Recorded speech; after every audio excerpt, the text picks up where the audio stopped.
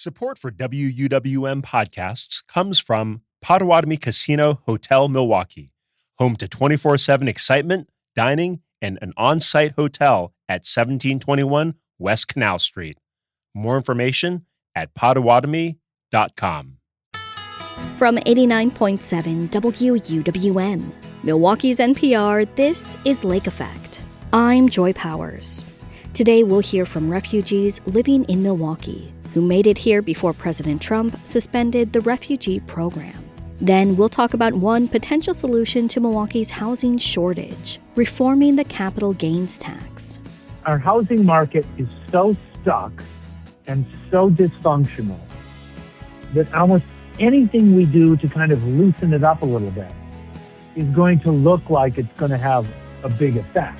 Plus, in our Economic Check-In series, we'll speak with a local business owner and mother and learn how she's planning for her family's future. Because of the state of the world and everything right now, my own hopes and dreams have gotten smaller just because you're almost in like this survival mode.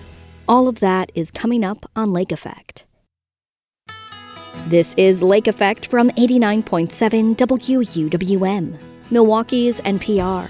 I'm Joy Powers, and thank you so much for joining us. Today, we'll explore how the capital gains tax may be contributing to the housing shortage. But we'll start with a new podcast from WUWM. It's called Status Pending, and it's about the pathways that immigrants take to live and work in the U.S. In this week's episode, WUWM's Jimmy Gutierrez explores the refugee resettlement program, which has dramatically changed this year under President Trump. So, what we're going to do here is we're going to talk about your story. Okay. Sadly, I know you don't like to talk about it, or you're very No, modest. I am talking more happiness, about happiness part. Okay. This is Miriam Durrani, a name you might be familiar with. All work I did in Afghanistan is not the Taliban don't like. In Kandahar, she opened schools and libraries, even started a radio station, all for women and girls. But that work also brought unwanted attention. Death threats, attempted assassinations. She even had to go into hiding for 6 months. And people would always ask, why you not leave your country and your city? You stay under this danger. And I say, because I know one day I'm going to die. I'm not scared from die. In 2021, the U.S. withdrew troops from the country, and the Taliban took back power. This time, those death threats didn't just include her. And told me, we are kill you, we are kill your families, and we are find you. And a lot of my family members and my friend, they are coming and they are telling me, Miriam, you need to leave. It was finally time to go. But getting out of Afghanistan was nearly impossible. First, she had to travel 8 hours north to the capital city, Kabul. Unfortunately, we are see the Kabul governor go fall. That's where she and her family head out for weeks, waiting for the right time to rush to the airport, one of the few places still under U.S. guard. After almost getting caught a few times by the Taliban, they finally made it. There's a lot of people inside the airplane. Nobody sitting in the chair, all sitting in the airplane floor. In 2021, the year Miriam escaped, more than 2.7 million Afghans were displaced and qualified for refugee status. And that's what it meant being a refugee in the U.S. Someone fleeing war or standing up for women's rights, even at the cost of their own life. That all changed earlier this year. One of President Trump's first executive orders, preloaded for Inauguration Day, suspended the U.S. refugee admissions program. But there is one group Trump is welcoming, white South Africans. Welcome. Welcome to the United States of America. It is such an honor for us to receive you here today. We are doing choices. We don't have choices. We are forced to leave my country. And other people have time for say goodbye. We don't have time for say goodbye. Over the past year, there may be no pathway to citizenship that has changed more than that of refugees. So, what did it mean to be a refugee? What's changed over this past year? And what does all that mean for people like Miriam? Okay, I'm Somali, so we're like Italians. we talk with our hands. There's a lot of this. Yeah, exactly. Hello, my name is Uma Abdi, and I am the Refugee Program Director. Uma's a little over 5 feet, fashionable. Hijab's always complimenting her fit. And she's got that auntie who runs things energy, which is basically what she does at Hanan Relief Group in Milwaukee. Earlier this year, they were called Hanan Refugee Relief Group, but decided to rebrand to soften the target on their backs. The moment that Trump stepped into office, the immediate suspension of the refugee resettlement program, and then along with that, the funding kind of just went away immediately. And so as an agency, that was like $500,000 overnight just lost. On Trump's first day in office, he froze the refugee relief program and foreign aid. 2 days later, 12,000 refugees were in a sort of limbo, already cleared to enter the U.S., stuck in holding countries, locked out. 2 days after that, agencies like Hanan received stop work orders. We knew that we could not just close the doors and say, we can no longer serve you, you know, because when these refugees come to this country, the first person they see is someone from our agency that picks them up at the airport. And so they form that connection where you're literally their lifeline. You're the person that they come to for everything. Resettlement agencies like Hanan are taxpayer funded. The government sets a budget, around $2,400 per refugee, and agencies use this money to help refugees with things like housing, food, clothes, basically getting their life started. The catch is that all of this has to happen in the first 90 days. But before any of this happens, before the 90 days, or traveling to a new country, refugees need to get approved. And so they have to register themselves under UNHCR to become a refugee. UNHCR is the United Nations High Commissioner for Refugees, and you are going to hear a lot about them here. They are basically the doorway for people seeking refugee status. They approved people like Miriam and so many other Afghan refugee status at that time. They also vet applicants, the most thorough process of all immigrants entering this country.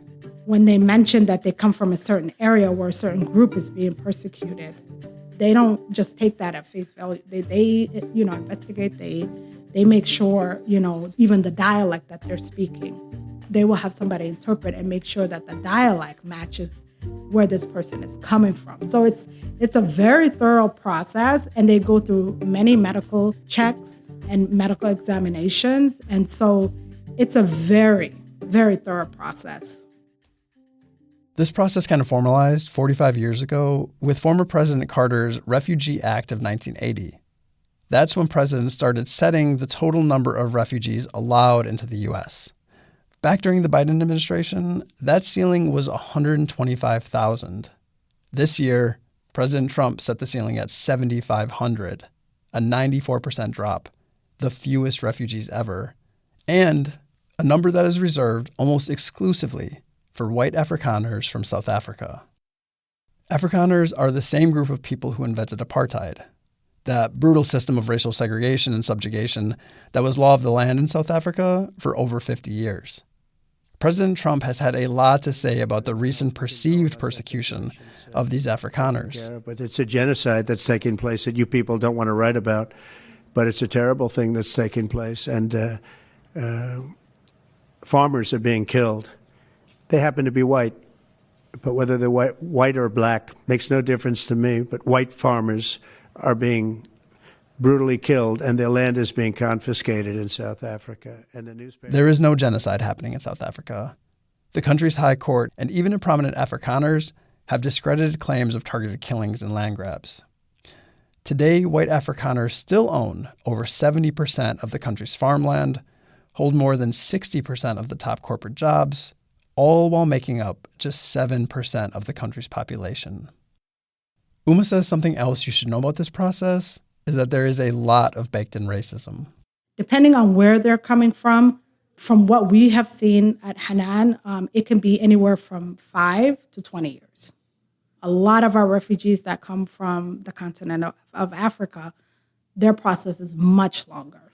We've resettled single mothers that have been in refugee camps 18 years, that long to go through the refugee process, and let's say Ukrainians after, the Ukrainian and Russian war can apply to be a refugee and be brought within less than 2 years. This process, being resettled, also isn't cheap. The airfare out of their home country and the airfare out of their holding country all gets billed, sometimes with interest. For someone like Miriam, who came with 5 family members, some children, some elders, that's approximately $10,000 worth of debt just to get started. To add to another layer of it is like, in the process, there's a lot of people trying to take advantage of them. It's not just, the vetting process, but it's other third parties that are also trying to profit off of, these individuals. Here's how it works. When a refugee flees a country, like Miriam did from Afghanistan, she was sent to a holding country, Qatar in her case. Now, she's in contact with UNHCR, but she's working with the local refugee agency in Qatar. Uma's saying that those agencies in those holding countries have very little oversight. So we would hear from our families like, I had to pay this amount of money to find out my flight's information. So they've been approved, they've gotten the flight information. This person at this office won't give it to them until they pay them a certain amount of money. Life as a refugee is hard enough. Starting in debt is the American way. Right up until Trump's executive order, Hanan was still resettling folks, but now they basically pivoted to becoming a service provider, helping out with things like green card legal services, food distribution, and even maternal health classes. This is where I met Sanam, a refugee from Afghanistan. But Hanan also, I think, is good because these have a many program for also for the child, for the woman. We're not using her real name for fear of retaliation, but she was one of the last arriving refugees in Wisconsin, coming with her husband and 9-year-old just days after Trump's election victory last November. The people live here in U.S. or any country was safe, didn't understand. I don't want anybody understand me because the refugee was not good life. Because the normal life for us was a dream. Currently, Sanam is 2 months pregnant. Her family is originally from Afghanistan, but she moved when she was very young, living in Iran most of her life as a refugee. Almost 10 years ago, after marrying her husband, living in Iran, and unable to return back to Afghanistan, they applied for refugee status. After waiting for a few years, they were accepted into the program. What came next was another waiting period, waiting to get placed into a holding country, a go-between until she could finally get resettled. It's a combination of factors of how UNHCR decides on which country to send certain people. Safety, proximity, cultural overlaps, they all play a part here. So Sanam and family moved from Iran and somehow ended up in Malaysia. The life in Malaysia is also was hard because the Malaysia didn't accept the refugee. Sanam says they weren't legally allowed to work in Malaysia or travel or even send their young son to school. That was until one day she found a school for refugees. This school was a Christian school. When I sent him, I said I'm Muslim, if possible, because they said before they start the class, we pray with all the children. But I say, because I'm Muslim, if possible, you let my son out and you pray. But he said, we cannot do it. But I say, it's okay. This was the most mild indignity. Soon her son was coming home with marks on his hands. Then it happened again. He was being hit by his teacher. One time I said nothing because I cannot find any school near to me. But another time, my son comes saying, Mom, you do it again. But when I go and tell to teacher, he said, all the family don't have any problem. You just have a problem because all was a refugee. They don't have any choice. Sanam pulled her son from school and started homeschooling. At the same time, her husband had finally found work. His challenge was that they were considered, quote, illegal immigrants. Sure, they were placed in Malaysia, but they were still waiting on permanent refugee status, meaning that police could and would routinely stop, detain refugees until they offered up whatever money they had. And this was their life for 9 years. 9 years living in limbo in Malaysia, waiting for their number to be called by UNHCR. They got so desperate, they started to call the agency every day. Then last November, they finally heard back. And it wasn't good. Everything had fallen through, their paperwork and their request, and the family would be stuck in Malaysia. But that time, we just all crying, also my husband crying, because we think this cancel, because we know that when the President Trump come, because he don't want to refugee. 2 days after that call, they got another call. UNHCR again. That previous call? Logistical error. Their flight and placement was secured, and they were officially heading to the U.S. We are so happy, but we're not sure about that. I asked Sanam what was her biggest challenge moving to the U.S. She looked at me, slowly smiled, and said, "Nothing." And with all that she's been through, I get it. Wisconsin is middle of the pack for the number of refugees resettled. Over the past few years, that's been between 1,500 and 2,000 refugees per year, mostly from Myanmar and the Congo. None so far this year. Back in 2021, when the state was still actively resettling people, Miriam Durrani, the women's rights activist from Afghanistan, and her family ended up in Wisconsin. It was a long trip from Kandahar to Kabul to Qatar, and eventually to the Midwest. She knows about the challenges of starting over and says it's not all about the money. Thing is, first is language. Second, you don't have anybody. You don't know anybody is here for ask support. I know the agency caseworker, they are try help you, but you need friends. A lot of the people, they are separate from the family, like children stay behind, or wife stay behind, or husband stay behind. Yeah, I see they are more depressed. They are more have problem. A lot of focus on refugees and their lives is trauma-centered. The path that folks had to go through to get to a safer place, to get to a safer country, to get their family to safety, it's hard to comprehend. But people like Miriam, in that process, also had to give up everything. She was the center of the universe for so many girls in Afghanistan. Not just an inspiration, but someone tangible. She was right there next to them, working with them every day. And she says that losing meaning to your life is as cratering as leaving it all behind. This is time I lose all my hope.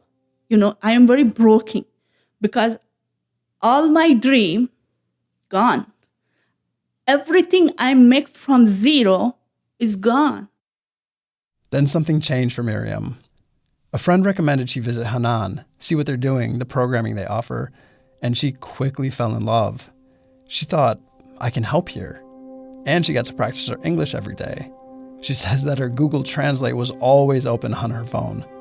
Today, she's the culture program manager at the center, working with people like Sanam every day. Now I'm not feeling I'm just belong to my community. Now I'm start working with Rohingya, Congolese. I see a lot of different people with different language, but I'm feeling it's a blessing from God for me. I can help not just my community. I can help other people need help. The number of refugees resettled in the U.S. is ultimately set by the president, and who knows what to expect in the coming years, or what obtaining citizenship will look like for new arrivals who just beat the clock like Sanam, or how long agencies like Hanan can keep their doors open even after a rebrand. For now, their status is pending.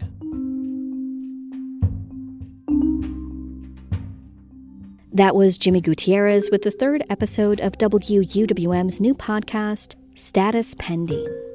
You can subscribe to the podcast on Spotify, Apple Podcasts, or wherever you like to listen. New episodes in the limited series drop each Wednesday. And did you know you can also listen to Lake Effect as a podcast? Search for Lake Effect wherever you get your podcasts to download and listen on demand. Later in the show, we'll learn about the different owls living in southeastern Wisconsin. But first, our housing series continues with an explanation of how the capital gains tax could prevent people from selling their homes. That's coming up next on Lake Effect on 89.7 WUWM, Milwaukee's NPR.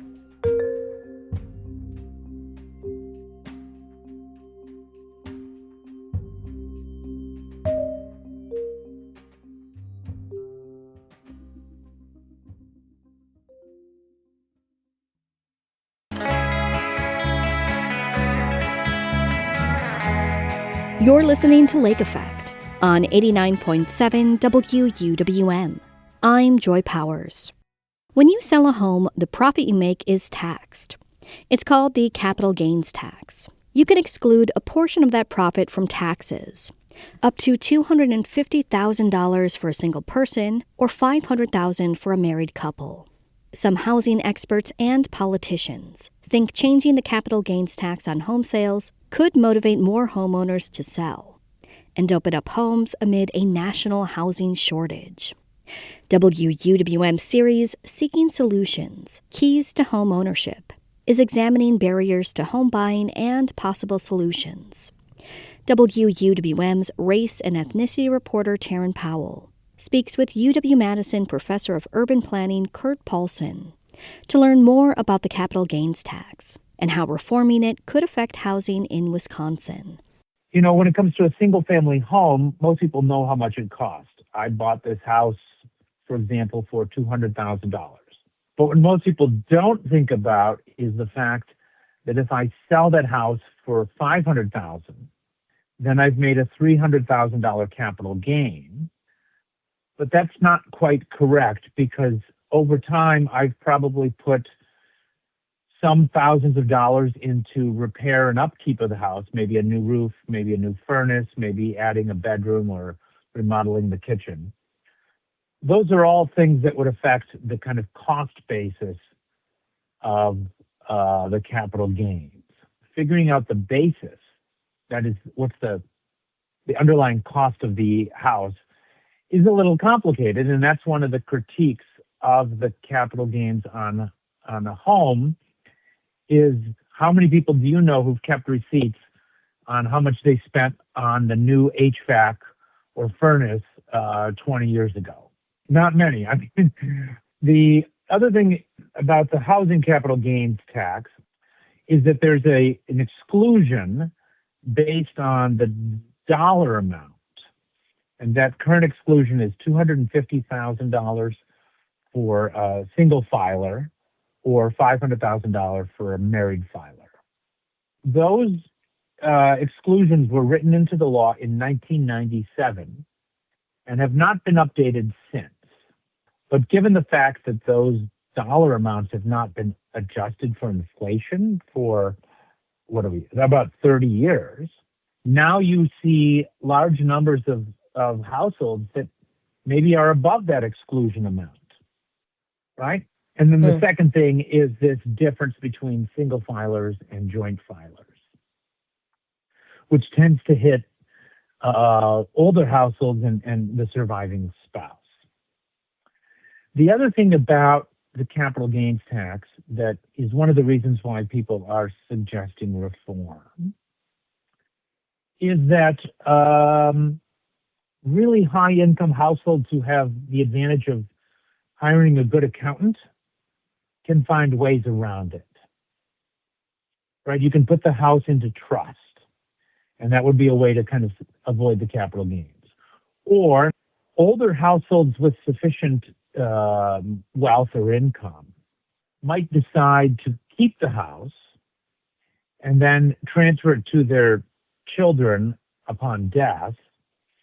And the children, when they go to sell the house to divide up the estate, do not face a capital gains tax because the basis on which the tax is collected adjusts on death.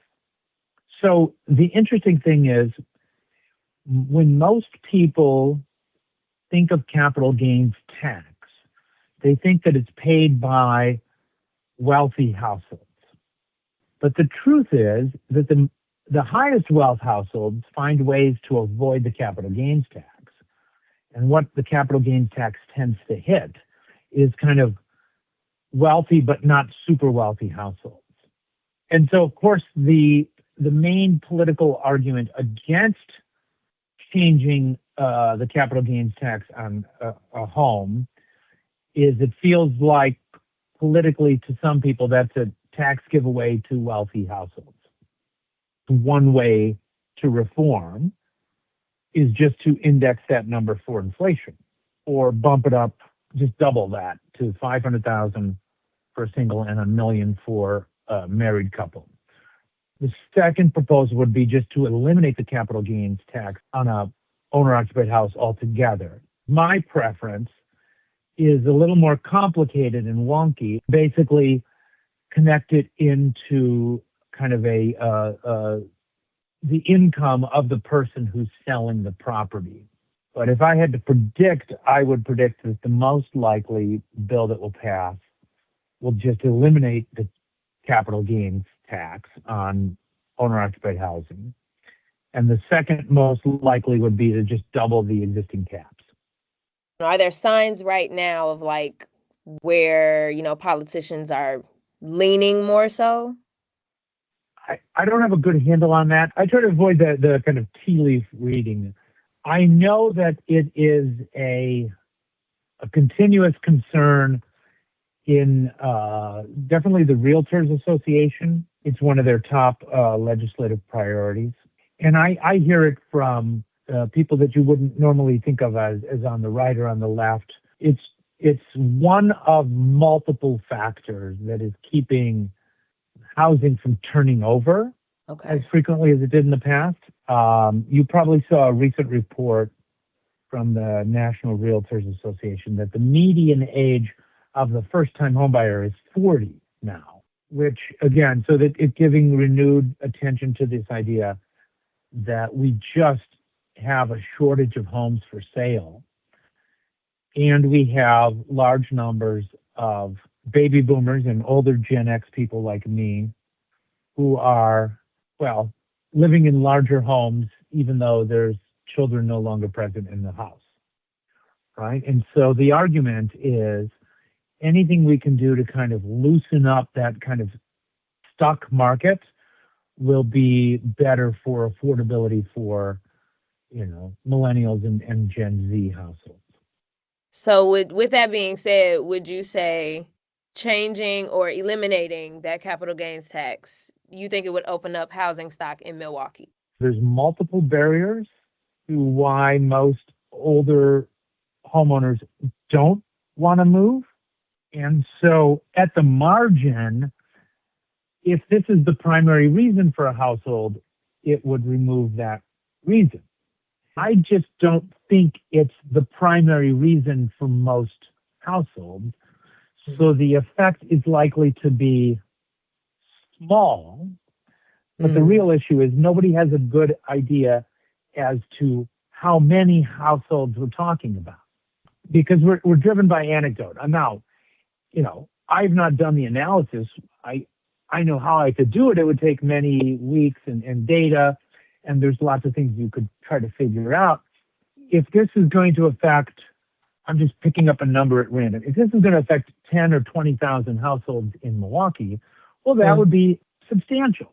But if it's just a few, right? And again, our housing market is so stuck and so dysfunctional that almost anything we do to kind of loosen it up a little bit is going to look like it's going to have a big effect. But in terms of unsticking the housing market, it's not the biggest fish to fry, but it's probably the lowest hanging fruit.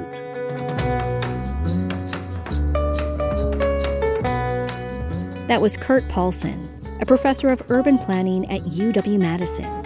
He spoke with WUWM's race and ethnicity reporter Taryn Powell. Their interview is part of our series Seeking Solutions, Keys to Home Ownership. Support for the series comes from presenting sponsor Educators Credit Union. You can find all of our coverage at wuwm.com/housing.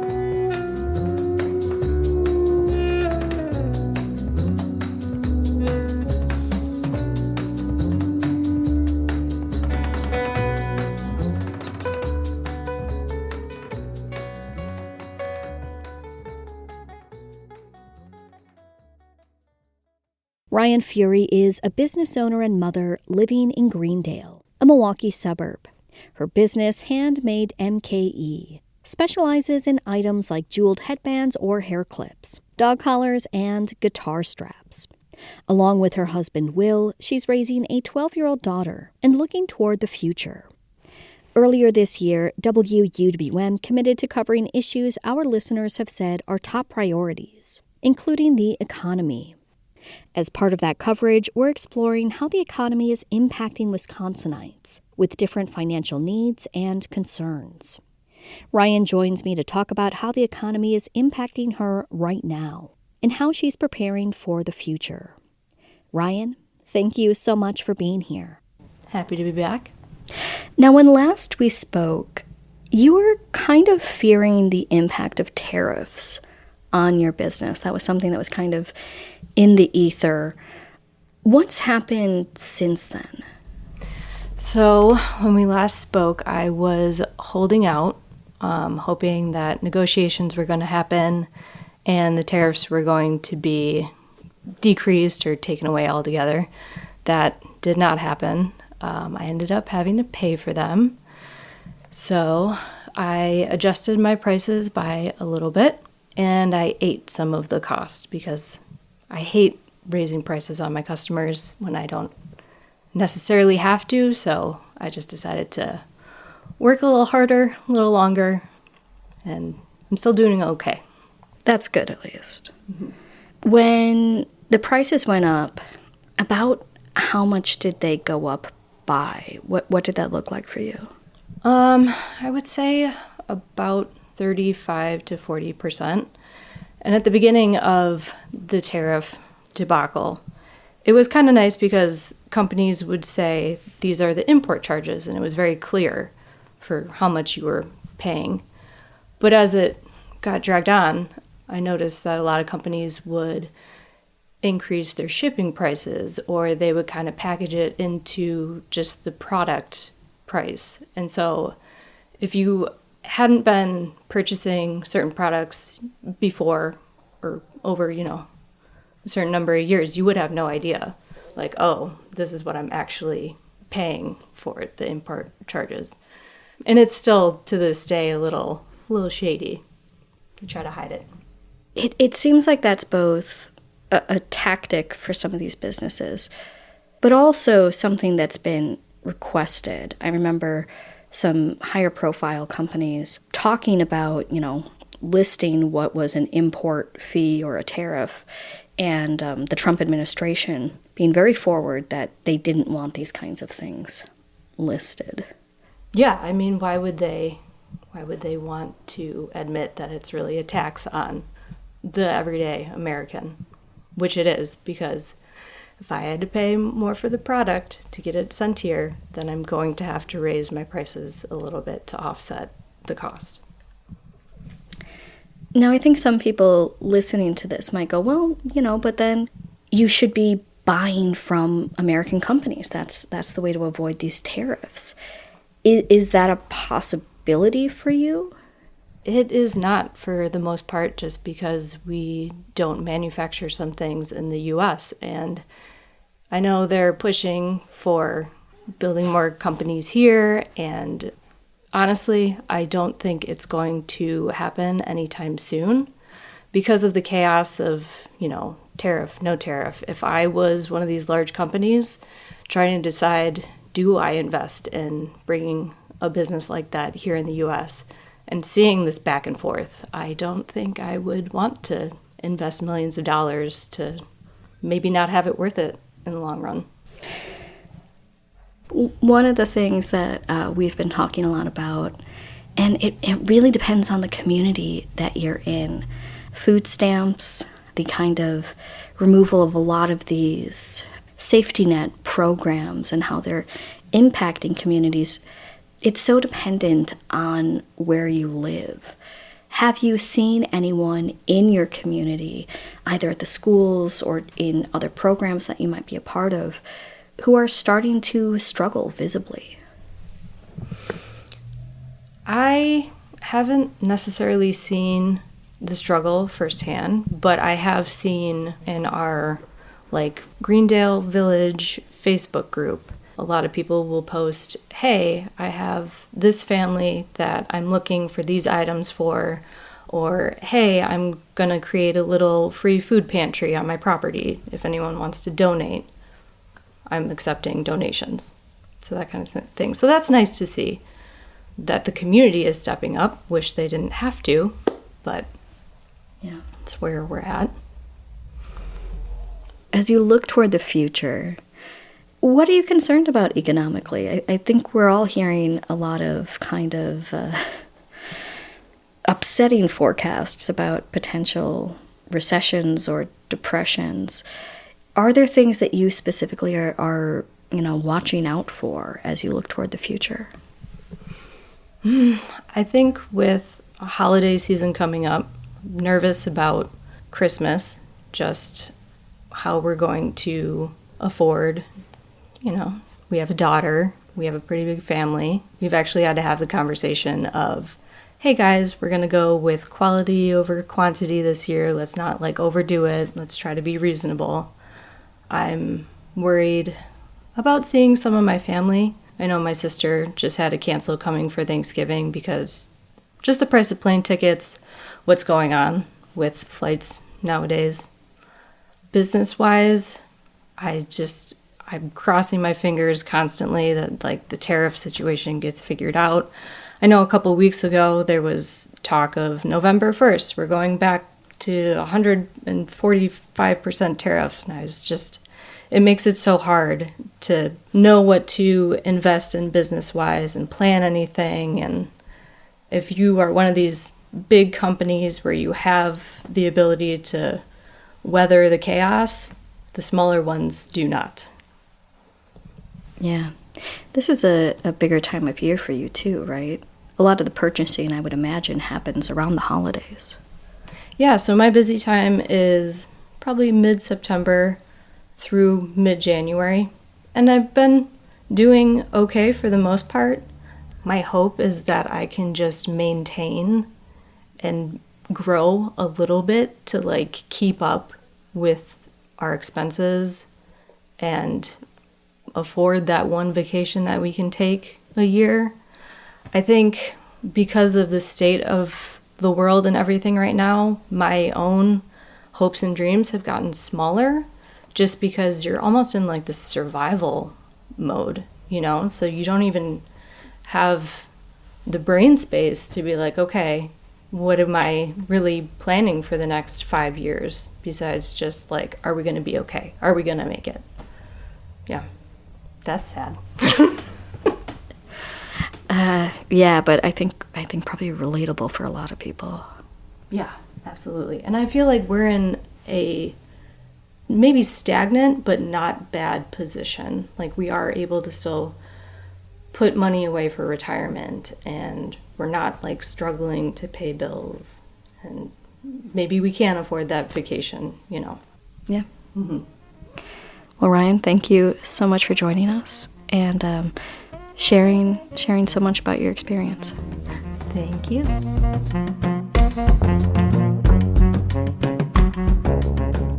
Ryan Fury is a business owner and mother living in Greendale, Wisconsin, and I spoke with her as part of our series on the economy. You can find other coverage from that series at wuwm.com. Coming up next, we'll learn all about the different kinds of owls you can find in Wisconsin and how you might be able to see one. That's next on Lake Effect on 89.7 WUWM, Milwaukee's NPR.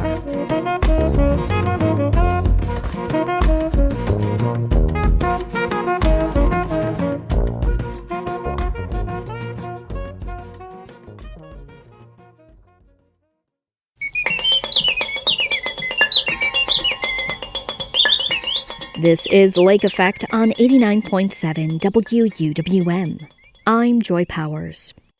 Have you ever been on an owl prowl? It's a nighttime hike in the woods where you listen for the calls, shrieks, and whistles of owls to help you get a glimpse of them. For this month's Chirp Chat, Lake Effect's Excret Nunez spoke with Mary Hollaback, Nathan Reinartz, and John O'Donnell at the River Edge Nature Center. They each help lead annual owl prowls in the Saukville area and explain how people can see and hear owls this time of year. Owls have approximately 1 million rods per millimeter in the brain, compared to humans who have 200,000 millimeters of rods. Now, with rods, that's how the bird is able to see, or we're able to see at night. Basically, rods pick up black and white, cones pick up color. So owls have a very unique system of vision and have brains that are equipped to provide them with night vision. Owls also have incredible hearing, and they have asymmetrical ears. So the left ear is positioned slightly lower than the right ear. And so the owls, by angling their heads and looking at direction of a sound, they can do what's called triangulation. So they can precisely see where the sound is coming from, and they're able to differentiate the sound of a mouse at night walking on leaves, and to know it's a mouse and not a cricket, not a frog. And it's incredible how they're able to find and easily get prey under very harsh conditions, even when it's windy. So I also kind of want to mention some other characteristics about owls. Their silent flight, their wings. Yeah, if you look at the margin of a flight feather of an owl and compare it to the margin of a flight feather of a songbird, it's strikingly different. If you look at it in magnification, the edge of the owl's feather is frilled. They've got little fibers that don't join to each other at the edge, where, let's say, a cardinal feather, if you look at that in the microscope, the little individual barbs of the feather join all the way to the margin of said feather so that it has a crisp edge. It looks real aerodynamic, where an owl's feather is fringed along the margin, which aids in their silent flight. I wonder also about their sound. Do all owls hoot? Oh, no. In fact, only a couple of them do anything that's like a hoot. Well, we've got 3 owls in the area that do a genuine hoot, I would think. Great horn, the barred, and the long-eared owls. But they've all got a pretty complicated language, and some of our smaller owls do all kinds of whistles and shrieks and cries and whinnies. They also snap their bills. You have to be at real close range to hear that, but that's also part of their language, is bill snapping. What other types of owls can people see this time of year around southeast Wisconsin? Well, typically we have great horned owls, barred owls, eastern screech owls, and also at this time of year we have owls that are migrating through southeastern Wisconsin, some of whom will spend the winter here. For example, northern saw-whet owls typically overwinter in southeastern Wisconsin. We also have snowy owls that come through, and it's a little unpredictable as to how many snowy owls will show up in a particular year, and that relates to the lemming supply up north. If there are lots of lemmings up north, typically then there'll be fewer snowy owls that come down. I'm also curious, what are some reasons that owls stay in the area year-round? Well, this part of Wisconsin has plenty of good habitat. Wisconsin, first of all, is probably 70% of it is forested. And these owls, almost all 3 of the more common ones, do use trees to some degree or another. The barred owl and the screech owl both can nest in cavities, so they could use an old cavity. And the great horned owl will actually use the nest of other owls or hawks, and those are all birds that all nest in trees of some sort. So they rely on the forest for their food, but also for their nesting sites. We aren't heavily populated like some of the other states, and further away from the city, there's certainly plenty of good habitat for all 3 owls to survive. Absolutely. So for people who are interested in going out and looking for owls, can you explain what an owl prowl is? Well, an owl prowl is a night outing. Typically, we start at dusk, and we basically go to 2 or 3 different locations around the bog where we're likely to hear and see owls, and we do have to use a recording to get the owl to respond.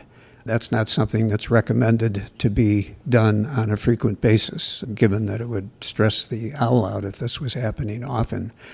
But if we do it occasionally, and that's what we do on the owl prowl, is we do these occasionally, and we typically do get responses from northern saw-whet owls, and we do the same for eastern screech owls and for barred owls, and I don't think we've ever struck out on barred owls. They're very responsive to recordings. And sometimes we don't even have to play a recording. We might be playing a screech owl recording or a saw-whet owl recording, and the barred owl comes in, perhaps looking for breakfast. But it's a fun activity. It's novel. And we've been doing these for 25, 30 years, once or twice, sometimes even 3 times a year in different locations. What are some things that people should avoid or not do when they're on an owl prowl? Well, of course, if you want to hear owls, you need to be quiet, and that's oftentimes hard to do when you have a group of people together. But we normally would recommend that people, if they're going to talk, whisper. Try not to shuffle your feet too much. Most of the time, stand still if you're going to be playing a recording, trying to get the owls to respond. People are, of course, out in the dark, and they want to bring a flashlight. Oftentimes, we tell them to cover it with red cellophane, or if it's a really bright night because there's a full moon or whatever, you may not need the flashlight. Your night vision is better if, in fact, you don't have bright light around you, so best not to use the flashlight unless you need it. And again, it's just dressing for the weather. And go to the right habitat. That's the best way. If you know a specific type of bird that you're interested in, you might search out that type of habitat and go to that appropriate place to find that species. Right. I mean, all of these things that we're doing, this is to be respectful to the owls, correct? Correct, yes. I mean, as we go into the winter months, the great horned owl is the first one to start nesting in the state. So by January 1st, they've already set up a territory, found a mate. They may even be already in the process of building a nest and so on. By the end of January, they're laying their first egg. So you wouldn't want to be drawing that bird off of the nest by playing a call that sounds like a competing great horned owl in the area. So being respectful and wise about when these birds are nesting. So that's why doing a prowl at this time of the year isn't as chancy. You're not drawing a bird away from its nest. You might be drawing it off of its territory, but it's not nesting at this time of the year. So, and a lot of these birds are in migration or whatever, so you're not taking them away from their young or their eggs or away from a territory that might get taken over by another species or another bird. Right. And just to clarify, each owl species starts nesting at a different time of year. Very true. So the great horns are the first ones, and they're the first ones in the state altogether of any species of birds to start nesting. But then as we go into February, March, that's when the other owls, like barred owls and screech owls, would start, setting up territories and finding a mate and that sort of thing. So as we go into the spring, all of our songbirds will be coming back then too. And also not wise to be playing recordings of birds at that time of the year either, to draw them away from their nests. Right. Thank you. Well, at the end of every Chirp Chat, I always ask my guests what bird they'd like to shine a spotlight on for the month, in this case, an owl. So what owl should we highlight this month? Definitely the northern saw-whet owl. It is the cutest owl in North America. Tell me more about it. Well, when you look at a northern saw-whet owl and you see those eyes looking back at you, it's magical. And there are a few places here in Wisconsin where you can make prior arrangements to go to a field station where they are misnetting the owls at night and then banding them. And if you go and you hold a northern saw-whet owl and you look at it, it makes an impression that never goes away. Just for our listeners who aren't familiar with the northern saw-whet owl, can you describe a little bit of what it looks like and what it might sound like? The northern saw-whet owl is the smallest owl in Wisconsin. It's not much bigger than a soda can. It's mottled brown and blacks and whites and grays. It's got a little round spherical head with eyes taking over much of its face, with bright yellow irises. What they derive their name from is the whetting of a saw. So they do a rising screech. And then they also do a territorial advertisement that is a consistent tooting, like toot, toot, toot, toot, toot, toot, a very monotone tooting. And that can rise and fall and pitch a little bit toward the end from time to time, I think when they're getting excited or territorial. But that sound really stands out in the woods at night, and you're not going to mistake it for another owl. Well, I can't wait to see my first northern saw-whet owl in the wild one day. I'm looking forward to it. Thank you guys so much for joining me and chatting with me today. Thanks for inviting us. Thank you. Thank you very much.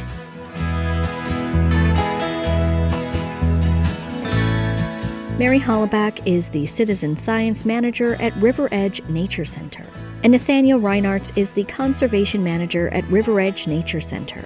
John O'Donnell is an avid birder and involved with Friends of the Cedarburg Bog. They spoke with Lake Effect's Excret Nunez last year. Some of the owl calls you heard were recorded and provided by Nathaniel Reinartz. And that wraps up today's show.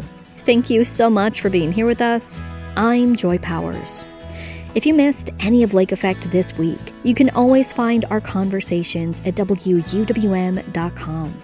If you'd like to take the show on the go, you can download the Lake Effect podcast wherever you get your podcasts. Lake Effect is off tomorrow for the holiday. Instead, at noon, you'll hear the Points North podcast, hour-long special, with stories of Native American endurance of language, of fishing rights, and of crops. We'll be back with new shows on Monday. Thanks so much for joining us right here on listener-supported 89.7 WUWM, Milwaukee's NPR.